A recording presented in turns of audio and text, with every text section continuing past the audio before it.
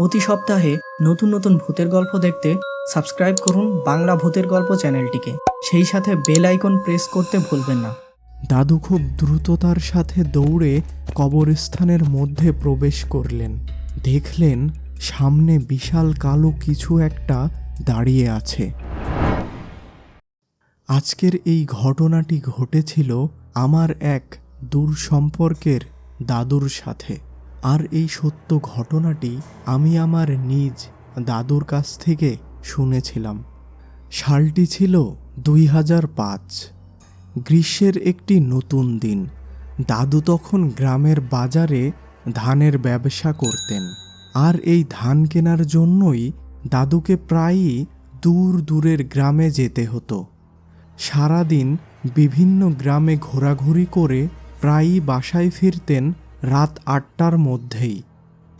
কিন্তু ওই দিন দাদু বেশ অনেকটা দূরের গ্রামে যান ধান কেনার ব্যাপারে কথা বলার জন্য।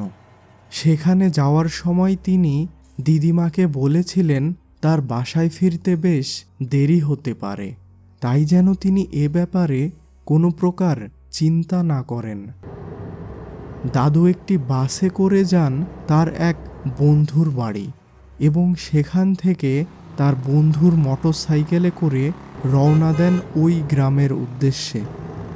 গ্রামে পৌঁছাতে প্রায় সন্ধ্যা 6টা বেজে যায়। যাদের বাড়ি ধান কেনার উদ্দেশ্যে গিয়েছিলেন তিনি নাকি দাদুর সম্পর্কে আত্মীয় হন। তাই দাদু ও তার বন্ধুকে তারা রাতের খাবার না খাইয়ে ছাড়লেন না। দাদুর আত্মীয় দাদু ও তার বন্ধুকে ওই রাতটা তাদের বাসায় থাকার জন্য প্রস্তাব করেছিলেন। কিন্তু দাদু ও তার বন্ধু কিছু কারণবশত সেখানে থাকতে রাজি হয়নি। খাওয়া দাওয়া শেষ করে ওই বাড়ি থেকে বেরোতে দাদুদের রাত প্রায় 9টার মতো বেজে গিয়েছিল। রাতের নির্জন রাস্তায় মোটরসাইকেলে করে দাদুরা বাসার দিকে রওনা দিলেন। ওই রাতে প্রথমে গ্রামের রাস্তা দিয়ে যাওয়ার সময় দাদু আশেপাশে মানুষ তো দূরের কথা কোনো প্রকার যানবাহনই লক্ষ্য করলেন না। তবে পিচ রাস্তায় ওঠার পরে দু একটি বাস ও কিছু ট্রাক তাদের বাইকের পাশ দিয়ে দ্রুত ছুটে চলে গেল। রাত তখন 10টা। দাদুকে একটি ছোট বাস স্টপেজে নামিয়ে দিয়ে এবং দাদুর কাছ থেকে বিদায় নিয়ে দাদুর বন্ধুটি বাইকে করে তার নিজের বাড়ির দিকে রওনা দিল। কিছু সময় পরই একটি বাস এসে স্টপেজে থামল। সম্ভবত এটিই ছিল রাতের শেষ বাস।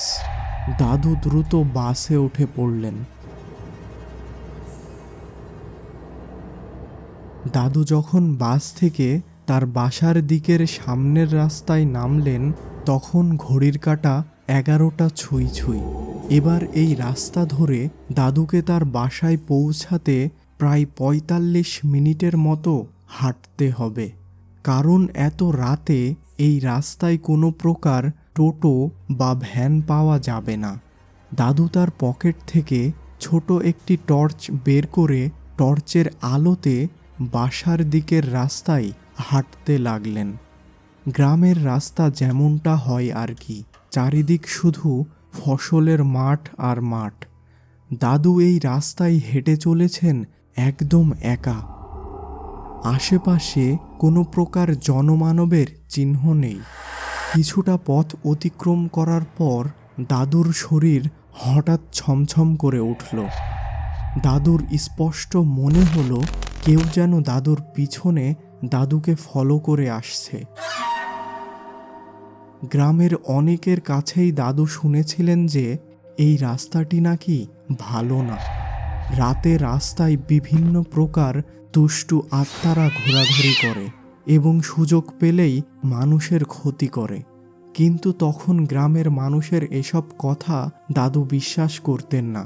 তবে এই গভীর রাতে একা এই বিশাল মাঠের মাঝখানে দাদুর কাছে যেন ওই সব কথা নিরেট সত্য বলে মনে হলো। তিনি বুঝতে পারলেন যে তার সাথে কিছু একটা খারাপ ঘটনা ঘটতে চলেছে। দাদু বেশ ভয় পেয়ে গেলেন এবং তিনি দৌড় শুরু করলেন সামনের দিকে। দৌড়ানো অবস্থায় তিনি খেয়াল করলেন তার পিছনের জিনিসটিও যেন দৌড়াচ্ছে। কিছু সময় দৌড়ানোর পর দাদু যেন ভীষণভাবে হাঁপিয়ে গেলেন এবং তিনি সেখানেই থেমে গেলেন আর লক্ষ্য করলেন পিছনের বস্তুটিও যেন তার সাথে সাথে থেমে গেছে। তিনি এত সময় ভয়ে পিছনে তাকাননি, কিন্তু এবার মনে একটু সাহস সঞ্চার করে পিছনে তাকালেন। দেখলেন সামনে বিশাল কালো কিছু একটা দাঁড়িয়ে আছে, কিন্তু আশেপাশের ঘন অন্ধকারের জন্য তিনি ঠিকভাবে বুঝতে পারলেন না আসলে ওই জিনিসটা কি। এবার তিনি তার হাতের টর্চটা একটু উঁচু করে ধরতেই যা দেখলেন তাতে তিনি একেবারে হতবাক হয়ে গেলেন। একজন বিশাল দেহী কালো কাপড়ে মোড়া ব্যক্তি, কিন্তু এ কি, তার মাথা ও পা একেবারে দেহের উল্টো দিকে। দাদু ভয়ে কাঁপতে লাগলেন এবং তার প্রাণ শক্তি যেন শেষ হতে যাচ্ছে।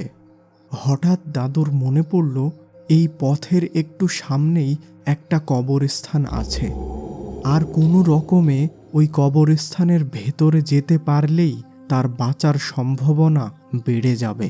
কারণ দাদু বিশ্বাস করতেন কবরস্থানে কোনো খারাপ আত্মা প্রবেশ করতে পারে না।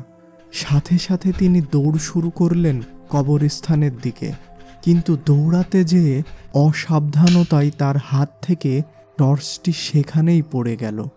দাদু খুব দ্রুততার সাথে দৌড়ে কবরস্থানের মধ্যে প্রবেশ করলেন এবং সেখান থেকেই খেয়াল করলেন রাস্তায় আর কেউ নেই।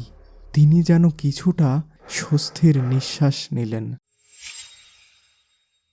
কবরস্থানের বাঁশের বেড়ার পাশের এক গাছের নিচে বেশ কিছু সময় দাদু দাঁড়িয়ে থাকলেন এবং নিজের মনকে শান্ত করলেন এই ভেবে যে আর কোনো ভয় নেই।